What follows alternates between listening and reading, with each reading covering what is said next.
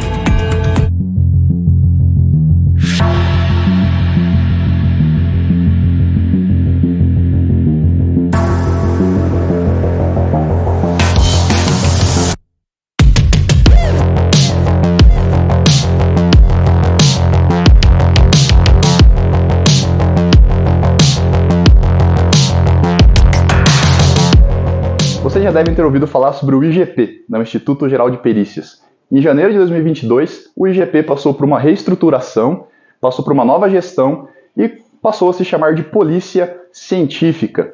E na nova estrutura do órgão, nós temos 4 divisões principais que nós vamos apresentar um pouquinho para vocês no dia de hoje. Então, começando pela divisão de análises laboratoriais forenses, chamadas por DALF, que é o setor que nós não temos aqui no nosso núcleo regional, de São Bento do Sul, no nosso município, que é onde são realizadas as análises forenses em laboratório, o de química forense, toxicologia forense, de vestígios biológicos e o de genética forense, para identificação tanto de vítimas quanto de criminosos, e nós temos também o nosso banco de dados de perfis genéticos. Então esses materiais que são recolhidos e apreendidos pela polícia, ou coletados tanto em local de crime quanto em vítimas, eles passam por esses laboratórios altamente especializados, no nosso caso, todas as substâncias químicas, drogas, e pesquisas de inflamáveis e acelerantes vão para Joinville para a realização dessas análises. E aos vestígios biológicos de toxicologia coletados durante os exames necroscópicos, como sangue, urina, dentre outras amostras orgânicas, e também os vestígios biológicos para levantamento de perfil genético vão para Florianópolis, onde temos laboratórios competentes. Depois dessa divisão, nós temos os outros 3 aqui no nosso núcleo regional, que é a divisão de criminalística, que eu vou apresentar para vocês com um pouquinho mais de detalhamento, que é a divisão com maior quantidade de exames periciais que nós realizamos, onde estão lotados os agentes de perícia criminal e os peritos criminais que vão realizar exames periciais em vestígios extrínsecos ao corpo humano. Então nós atendemos locais de crimes das mais variadas naturezas, atendemos locais aí relacionados a exames em veículos, crimes ambientais, crimes contra o patrimônio, crimes contra a pessoa, locais de morte violenta, dentre outros, como acidente de trânsito, etc. E também realizamos exames em vestígios que são exames de gabinete, internos, como exames de balísticas, dentre outros, que são apreendidos e entregues aqui pela Polícia Civil ou Polícia Militar. Também temos a divisão médico-legal, onde estão lotados os agentes de medicina legal e os médicos legistas e os peritos odontolegistas, que vão realizar exames específicos em pessoas, em vestígios intrínsecos relacionados ao corpo humano. Então vocês vão conhecer um pouquinho do trabalho desempenhado pelo famoso IML, onde eles vão realizar tanto exames em pessoas vivas, como lesões corporais, exames em violência doméstica, a área de sexologia forense, exames em vítimas relacionadas a ocorrências de crimes sexuais, que infelizmente tem bastante, e também os exames em cadáveres, como o exame necroscópico, que um dos principais objetivos é o estabelecimento da causa clínica da morte. E por fim, nós temos também a divisão de identificação civil e criminal, que vocês conhecem aqui no município, que vai realizar então o famoso documento de identidade chamado de RG.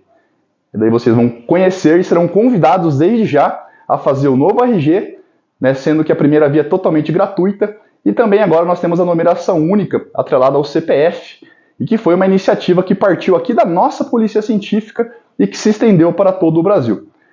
Vamos começar então a conhecer um pouquinho do nosso trabalho realizado pela Divisão de Criminalística. Então, pessoal, na Divisão de Criminalística, aqui no nosso Núcleo Regional de São Bento, nós realizamos exames em vestígios extrínsecos relacionados ao corpo humano. Então, nós somos peritos criminais generalistas, ou clínicos gerais, como nós chamamos aqui no interior. Nós atendemos 3 municípios principais, na nossa circunscrição, que é Campo Alegre, São Bento do Sul e Rio Negrinho. E nós realizamos atendimentos das mais variadas naturezas em locais de crimes. Então, quando acontece um crime, alguma situação que demanda providência policial, a autoridade policial, o delegado de polícia, ele solicita sempre a perícia para a realização de exame de corpo de delito, toda vez que a infração penal deixar vestígios nesses crimes materiais. Então é indispensável, é obrigatório a realização da perícia em locais de crimes. E como eu já mencionei, todos os objetos que são apreendidos também passam por exame dependendo do objetivo, como um teste de eficiência em arma de fogo, em munição, descrição de um instrumento, uma arma de crime, dentre outros. Então vamos conhecer um pouquinho dos materiais que nós utilizamos para fazer um levantamento de local de crime, bem a moda CSI. Vamos lá? Vamos. Então nós temos aqui embalagens de custódia, luvas e outros equipamentos de proteção individual, plaquetas marcadores de vestígios, pós para revelação de impressões digitais com os respectivos pincéis, desde pós de várias cores, pincéis, fitas para decalque de impressão digital, dentre outros equipamentos que são imprescindíveis para revelação de vestígios, para coleta de vestígios, para o acondicionamento dos vestígios, testes para constatação de sangue humano, o teste imunocromatográfico que nós também utilizamos, dentre muitos outros. E aí, a Polícia Científica ela sempre inovando, sempre desenvolvendo novos setores, e atualmente a Divisão de Criminalística conta com uma seção especial de Medicina Veterinária Legal, que está começando agora, engatinhando e realizando exames, tanto para identificação taxonômica de animais, tanto domésticos quanto da nossa fauna silvestre, como também exames específicos de lesões, de maus tratos, até mesmo de necrópsias para estabelecer a causa-morte de animais. Então esse setor está sediado em Florianópolis. E temos também um setor que eu participo diretamente na confecção dos laudos, que é a divisão de entomologia forense. Então nós realizamos exames em vestígios entomológicos, que são os insetinhos, as larvas necrófagas, os insetos necrófagos que estão associados ali ao cadáver, que nós fazemos exames, por exemplo, para estimar o tempo de morte. É o que a gente chama de IPM, a estimativa do intervalo pós-morte a partir dos dados da biologia de um inseto que está ali se alimentando do corpo em decomposição. Então, visto isto, em locais de morte, o perito criminal ele faz o exame perinecroscópico, analisando externamente o cadáver, as suas vestes, as lesões externas e todos os vestígios que estão ali vinculados, e aí o corpo ele é recolhido, ele é coletado, encaminhado para a sala de necrópsia, onde ele será então submetido ao exame específico cadavérico, o exame necroscópico, pelo agente de medicina legal e também pelo perito médico legista. No nosso trabalho de levantamento de local de crime, pessoal, nós dispomos de vários recursos e vários equipamentos e materiais que nós utilizamos para fazer o levantamento dos vestígios. Então, nosso grande trabalho é responder os quesitos desses operadores do direito durante a persecução penal. Então, tanto nessa fase pré-processual de investigação, a gente acaba direcionando uma linha investigativa, auxiliando ali o processo de investigação, quanto também na instrução do processo penal propriamente dito. Então, os operadores do direito eles vão receber elementos importantíssimos da prova material que nós produzimos, que está assentado no nosso laudo, nosso documento técnico. Então, vem aqui conhecer um pouquinho dos materiais que nós utilizamos para a produção do levantamento de local de crime. Então, nós dispomos de vários equipamentos, desde os EPIs, que são equipamentos de proteção individual obrigatórios para nossa segurança e para evitar a contaminação dos vestígios, como luvas, máscaras, dentre outros, e também equipamentos que nós vamos fazer o levantamento e acondicionamento dos vestígios. Então isso é muito importante para que o que a gente chama de hoje de cadeia de custódia tenha a valoração de toda a prova que está sendo produzida no processo. Então tem várias etapas desde a fase externa, a primeira fase desde a preservação do local de crime, que é extremamente importante, até o final do descarte de todo o material que foi recolhido desde esse momento, que foi fixado, coletado, acondicionado, transportado e realizado todos os exames subsequentes. Então vocês vão ver que o nosso trabalho ele é complementar. Então o médico legista vai complementar o nosso exame, né, no levantamento de local de morte violenta, depois ele vai coletar material que vai servir ali de base também para os exames toxicológicos, e tudo isso daí vai formar o nosso conjunto probatório e vai produzir então todas essas provas materiais. Então nosso trabalho de levantamento de local de crime, a gente vai fazer como se fosse um trabalhinho de engenharia reversa, né? Então tem os vestígios no local de crime, né, todos desorganizados de forma caótica no local, e nós vamos juntar todas as pecinhas do quebra-cabeça para tentar entender, né, o retrato mais fidedigno dessa realidade. Então a gente faz um trabalho contando as histórias, né, que os vestígios nos narram, tentando reconstruir toda a dinâmica desse crime para tentar elucidar um fato que está sendo apurado. Então para isso nós precisamos ter todo um treinamento, capacitação, né, a gente passa por vários procedimentos operacionais padrões que nós temos para o manejo dos vestígios. Então cada tipo de vestígio, né, cada natureza de vestígio, como sangue, sêmen, né, de vestígios biológicos, vestígios morfológicos, como impressões digitais, vestígios de natureza química, todos eles precisam ter um procedimento adequado, né, para a realização dos exames periciais, né, para se atentar com relação a coleta ou acondicionamento, sempre preservar e deixá-lo viável para os exames subsequentes. Então esse é o nosso trabalho, se atentar não só para procedimentos técnicos, mas também obedecendo aí todas as etapas da cadeia de custódia para que se tenha toda uma rastreabilidade e confiabilidade nos vestígios que estão sendo produzidos, né, essa grande prova material que vai fornecer elementos então para os operadores do direito. E agora a Stephanie vai contar um pouquinho para vocês do trabalho realizado pela Divisão Médico-Legal e mostrar a sala de necrópsia onde são realizados esses exames. Vamos lá? Meu nome é Stephanie e eu sou agente de perícia médico-legal. Aqui é o consultório do nosso Núcleo de Perícia Científica de São Bento do Sul, onde são realizados os exames do Instituto Médico-Legal em pessoas vivas. Toda infração que gera um vestígio é necessário que seja feito um exame de corpo de delito. Então aqui no consultório a gente faz os exames de violência sexual, os exames de constatação de embriaguez e os exames de lesão corporal. A grande maioria que a gente atende aqui é lesão corporal, então principalmente acidentes de trânsito, alguma outra infração aí que gere uma lesão. Nos exames, então, de violência sexual, é importante frisar para a população que procure o mais breve possível, né, sempre que puder, após a ocorrência do delito, uma autoridade policial para que seja feito esse exame, né, o mais breve possível, para a gente conseguir aí coletar material, enfim, né, e chegar até a pessoa responsável por esse delito. Então, outra parte do IML é fazer o exame em pessoas mortas, em cadáveres, né? Então, aqui é a nossa sala, onde a gente faz esse tipo de exame, o exame necroscópico. Então, dando início à ocorrência, a primeira coisa que a gente faz é ir até o local, né, e buscar esse cadáver. A gente vai com esse veículo, que é uma caminhonete adaptada, com tração nas 4 rodas, que nos permite entrar em vários locais de difícil acesso.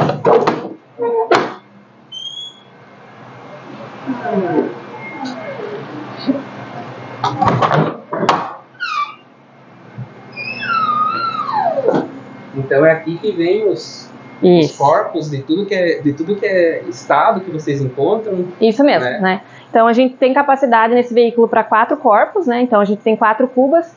Cada cuba dessa pesa em torno de 25 quilos, então a gente carrega facilmente aí 100 quilos, né? Que é o peso da cuba mais o peso do corpo que a gente traz, né? Em todos os estados, enfim, que forem encontrados. E a gente também carrega alguns outros equipamentos para facilitar em locais de difícil acesso. Por exemplo, a gente tem uma maca rígida aqui, né, que é mais leve, que a gente utiliza em locais de difícil acesso. Né? A gente também tem uma maca envelope, que ela é guardada aqui dentro, né, que ela possibilita a gente arrastar o corpo, então, em locais mais complicados, às vezes, né, a gente entra em mata, em área de mata, enfim, né, para ficar mais fácil para a gente não ter que carregar tanto peso, né. E aqui tem como abrir uma dessa pra gente dar uma olhada ou não pode abrir? Posso tirar? É? Se não dá trabalho pra você. Não. Vou tirar do lado de cá. Então, tem todo esse mecanismo para prender, né? Pra não, às vezes, no trânsito, não escorregar, não vir para trás, né? É bem firme. Deixa eu...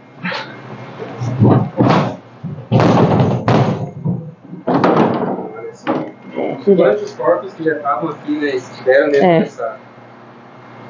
E quando vocês encontram o corpo, quanto tempo mais ou menos que o corpo fica? O máximo que o corpo pode ficar aqui dentro desse veículo? Não tem um máximo de tempo que ele pode ficar, né? É um veículo, ele não é refrigerado, mas ele tem uma ventilação. Então a gente consegue ligar, né, o motor dele para ficar ventilando e não tem... Mas geralmente é o tempo de deslocamento da ocorrência. É o tempo da gente sair do local da ocorrência e chegar até aqui para colocar na mesa, né? Claro que tem locais mais longes que a gente vai, que chega a dar 4 horas, às vezes, de deslocamento e de volta, né? Esse é o período mais ou menos que vai ficar aqui. Mas chegando aqui no IML a gente já tira e vai para a sala, né, para poder fazer o exame de necrópsia.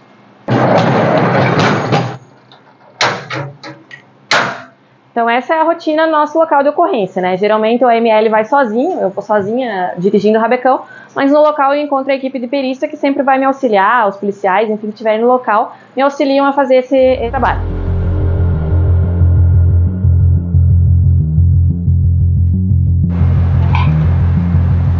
Então aqui é a nossa sala de necrópsia, né, onde a gente faz o exame no cadáver. Aqui a gente coloca o cadáver nessa mesa, né, e aqui a gente faz todo o procedimento que for necessário para a gente elucidar aí as causas da morte dessa pessoa. E essa é a nossa conservadora, né, vocês podem ver que ela chega a temperatura bem baixa, agora ela está ali a menos 0,3, e ela mantém os corpos conservados até que a gente possa fazer a liberação para a família. Vou abrir e dar uma olhadinha aqui. Então a gente tem capacidade para 2 corpos por vez, né? Aqui dentro fica refrigerado. E aqui temos corpos, só que com certeza pelas diretrizes do YouTube também nos foi ordenado de não mostrar, não é nossa intenção também, mas temos 2 ali então, de longe assim, a gente está mostrando todo o processo aí. Nada que às vezes fica melhor. Ali tem mais um, ó. Eu quero sentir, posso sentir o cheiro para ver se tem algum... Pode, você segura para mim, por gentileza? Um cheiro normal de geladeira mesmo. Não tem assim, eu já sou curioso, quem me acompanha sabe que a gente é curioso, né? E tem que ver se não tem aquele... Sempre tive curiosidade de saber se tinha aquele cheiro de podre, alguma coisa, mas não. Cheiro de um congelador normal, onde a gente guarda as carnes e... Não deixa de ser uma carne que tá ali também, né? Só que... Claro, depende muito do que tá armazenado, né? Nesse momento a gente não tem nenhum corpo em estado de decomposição aqui. Mas como fica congelado, né, não tende a ficar cheirando, né? Tanto que às vezes até o lixo a gente acaba congelando, até vir o pessoal buscar para não ficar dando mau cheiro aqui para vizinhança, enfim, né?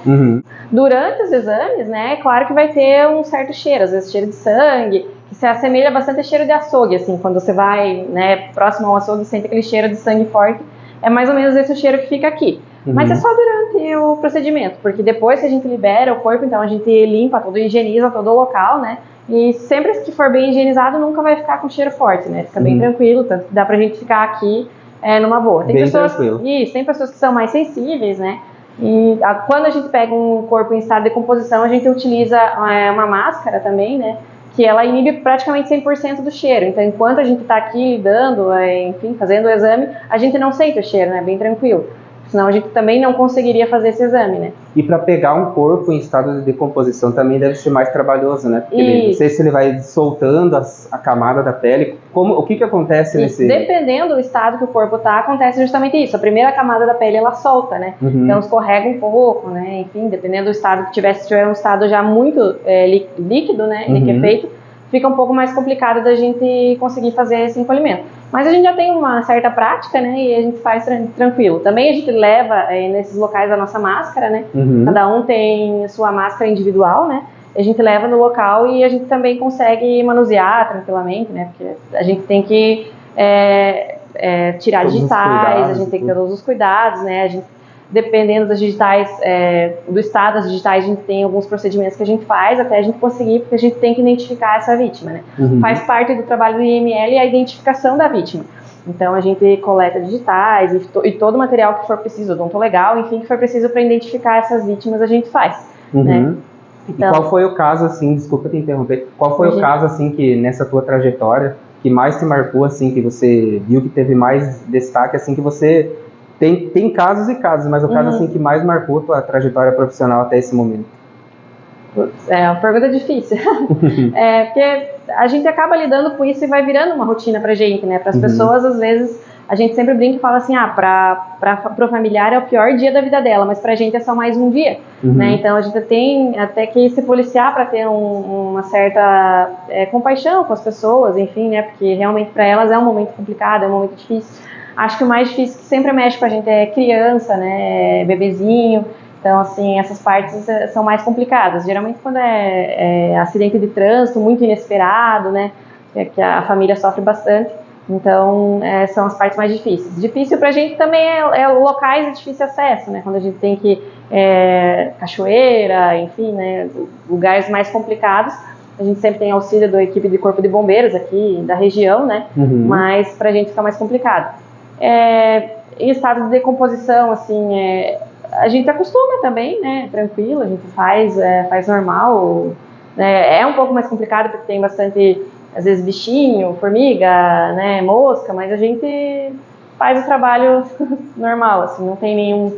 Acho que não tem nenhum que eu consiga dizer, e também não posso falar, né? Não precisamos entrar em detalhes. E no caso do corpo que foi carbonizado, como que é feito o exame para determinar quem era a pessoa, os tipos de exames que vocês fazem, como que é feito uma resumida assim? Então a gente faz os exames que forem necessários, né? A gente pode utilizar arcada dentária, a gente pode utilizar raio-x, tem várias, os seios da face também podem identificar uma pessoa. Então a gente utiliza vários métodos para conseguir chegar a essa identificação. Alguns exames demoram um certo período de tempo, né? A gente pode, por exemplo, utilizar o DNA, né? Enquanto esses exames não ficam prontos, os corpos ficam aguardando daí na conservadora. Aqui a gente realiza vários tipos de exames também, né? Não só o necroscópico, mas a gente também coleta material para outros exames. Então a gente coleta sangue, urina, em tudo que a gente achar que seja necessário aí para esclarecer o fato. A gente coleta aqui e envia para o laboratório.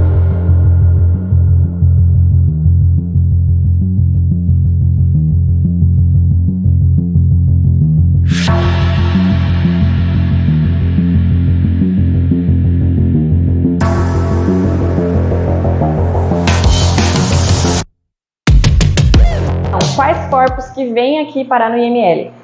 Não são todas as mortes que a gente traz para o IML. Então, o que vem para cá são mortes suspeitas, e quem determina essa suspeita é a autoridade policial, ou seja, o delegado, né, que vai determinar então se há uma suspeita ou não dessa morte. Aqui vem traumatismo craniano, quedas, né, acidentais. Vem também qualquer corpo relacionado a um crime, né, então um homicídio, um feminicídio, um aborto. Suicídios também vem para cá para a gente descartar aí, né, algum crime que possa ter ocorrido. Vem corpos não identificados, ou seja, uma pessoa que não se sabe quem vem para cá para a gente poder identificar e procurar, enfim, né, o que aconteceu. Encontros de cadáveres em estado de decomposição, então também vem para cá para a gente fazer esse tipo de exame. Queimados, esqueletizados já também vem para cá para a gente poder fazer esse exame. O que não vem para cá é morte natural, por exemplo, e a família, por algum motivo, ou necessita se saber qual foi a causa da morte dessa pessoa. Existe um serviço de verificação de óbito, né? Esse é o trabalho deles, eles vão ver essa parte mais patológica, então morreu de uma doença específica, enfim, né? O município ele é responsável por esse serviço. Aqui em São Bento, como não temos, tem o SUS, né, que fica, o pessoal do hospital, que fica responsável por emitir as DOs, que são as declarações de óbito dessas pessoas, ou então é encaminhado para Joinville, que a gente tem o SBO lá, né, para fazer esse serviço.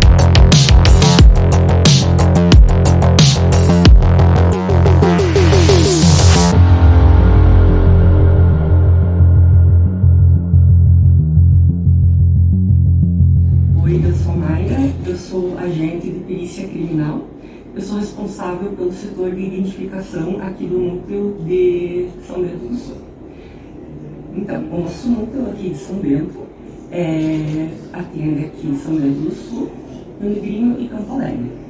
Em Rio Negrinho e Campo Alegre, a gente tem os postos de identificação, para atender a população de lá, para que eles não tenham que se deslocar até aqui.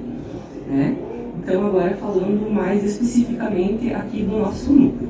né? Então, o nosso atendimento, ele é por agendamento, né? O atendimento para a emissão da identidade, ele é por agendamento, pelo site da Polícia Científica, né? Então, a gente dispõe de 56 vagas por dia, né?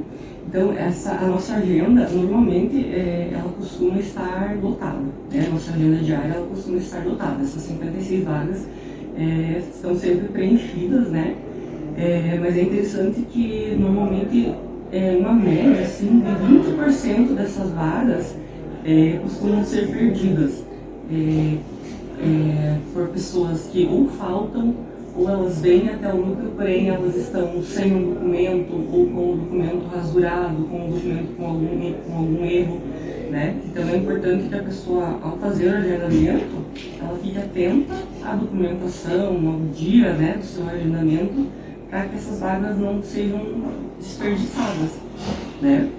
E aí, só para estar passando uma informação para vocês, no ano passado, o núcleo emitiu 7.500 documentos de identidade, né? E contando os postos de Rio Negrinho e Campo Alegre, como eu havia dito, foram mais ou menos 12 mil documentos, né? Outra questão é que a partir do momento que a pessoa faz o seu documento aqui, ela tem um ano para retirar, né? E também acontece da pessoa fazer o seu documento e não vir retirar. Então, a gente, depois de um ano, a gente recolhe esse documento e destrói ele, né? Até por segurança da própria pessoa, para a gente não ficar acumulando esses documentos, né? Para não conseguir perder, ser roubado, alguma coisa assim, a gente recolhe e elimina, né? Então, a pessoa tem um ano para retirar o documento. Então, agora falando um pouco da identidade, né, a gente já está emitindo um novo modelo da identidade, que é o documento nacional, né? Esse novo modelo, qual que é o principal diferencial dele? Ele utiliza o CPF como número do RG, né, e ele permite emitir o documento digital, né, mais ou menos no mesmo formato ali da CNH digital, tá? Então, a partir do momento que a pessoa vir aqui e fizer o seu processo para emissão, ela vai receber o documento impresso, né, normalmente, como ela já tinha antes, e vai poder emitir o documento digital ali na plataforma do GOV, né? E o seu RG, se ela já tinha um número anterior de RG, vai ser substituído por um número do CPF dela. Então, não é que ela não vai mais ter RG. Muita gente acha, eu não tenho mais número de RG. Não, você tem o número de RG, porém é o mesmo número que o CPF, né? Então, a gente chama de número único, que quando pedirem o seu RG, é o mesmo número do CPF. No caso daí, aquele número que era antes do RG não funcionará mais. Ele vai ser anulado daí, então. Isso, esse número você desconsidera, né, passa a não existir mais.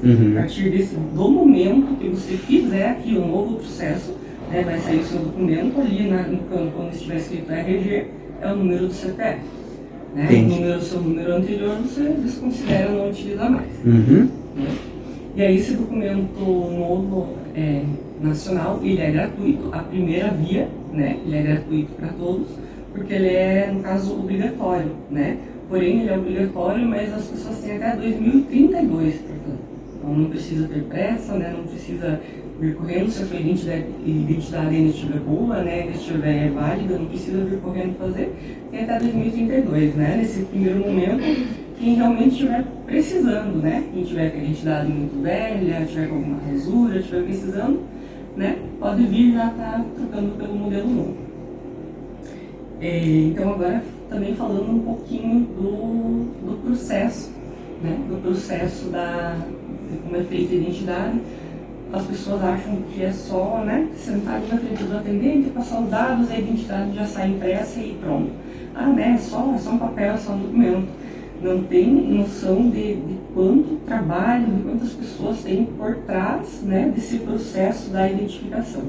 Né, a partir do momento que ela passou os seus dados, né, que ela apresentou a sua certidão, os seus dados vão para um sistema, ainda mais agora que o número do RG passou a ser o CPF, então esses dados são cruzados com os dados da Receita, tem a questão das digitais, né, então é muito cruzamento de informações da questão do sistema, tem muita informação no sistema, muitas pessoas trabalhando em cima disso, né, para dar uma segurança, né, na emissão desse documento.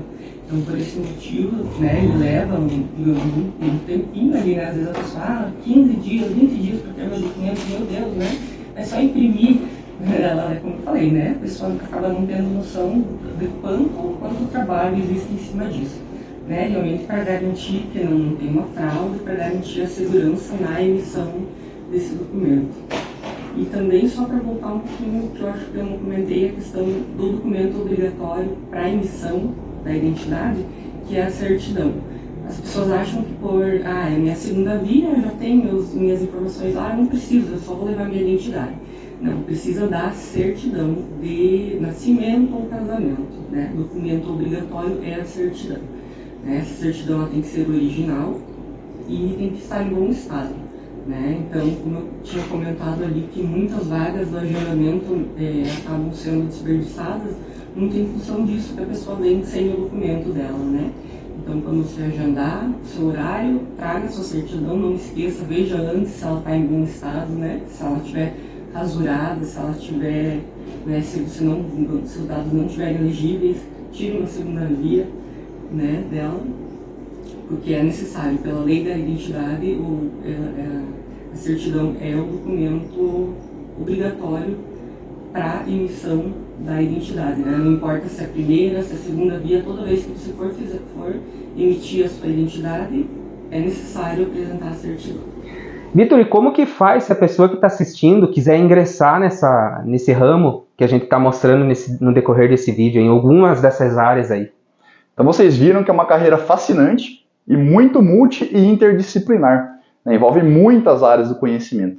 Então, para quem quer ser servidor da polícia científica, precisa ser apaixonado por estudar, né? Por aprender coisas novas. E não tem outra receita mágica, né, para você ingressar e atuar na área. Para todos os cargos, desde agente de perícia criminal, agente de medicina legal e os cargos de perito oficial do estado de Santa Catarina, né, seja perito criminal, perito médico-legista e odontologista, precisa ser aprovado em concurso público específico para a carreira.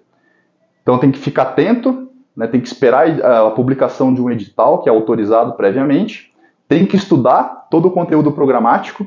Então temos as disciplinas básicas de direito, língua portuguesa, raciocínio lógico, informática, desde as disciplinas específicas, né, podendo ser desde uma graduação inteira, como da área de informática, da área ambiental, de áudio e vídeo, ou também, né, as áreas mais gerais de criminalística e medicina legal.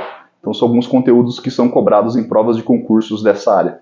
E temos outras etapas também no certame, como prova psicológica, dependendo do cargo pode ter até o teste de aptidão física, temos também a investigação social, e em cargos de nível superior nós temos também a prova de títulos de caráter classificatório. Sendo aprovado em todas as etapas e estando dentro do número de vagas, aí o poder público eles fazem a homologação do concurso, faz a nomeação e depois você então é empossado no tão sonhado cargo para atuar na polícia científica.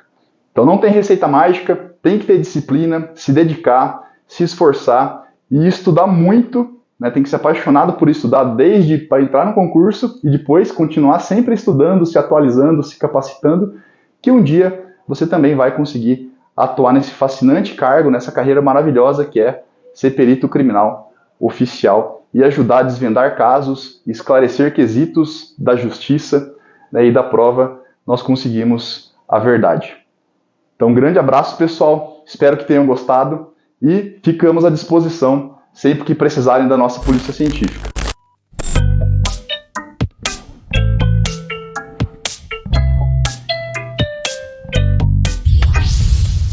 Pode ir? Alô, alô, bom dia. Realizado pela divisão de criminalística. E aí, vamos começar de novo essa parte, né? Toda... Não tem problema. Pode ter. Então, toda infração que gerar um... Não tem problema. Isso, tá bom. Essa é a maioria. Então, o IML também faz a parte de exames em cadáveres, né? Em pessoas mortas. Então, a gente começa... Bananete. Não tem problema. Auxiliam a fazer esse trabalho. E agora? Identificar essa pessoa. Então a gente consegue aí, se não conseguir digital, a gente vai para outros mecanismos, como odonto legal, né? A gente pode identificar por arcada dentária. Deixa eu... Agora vocês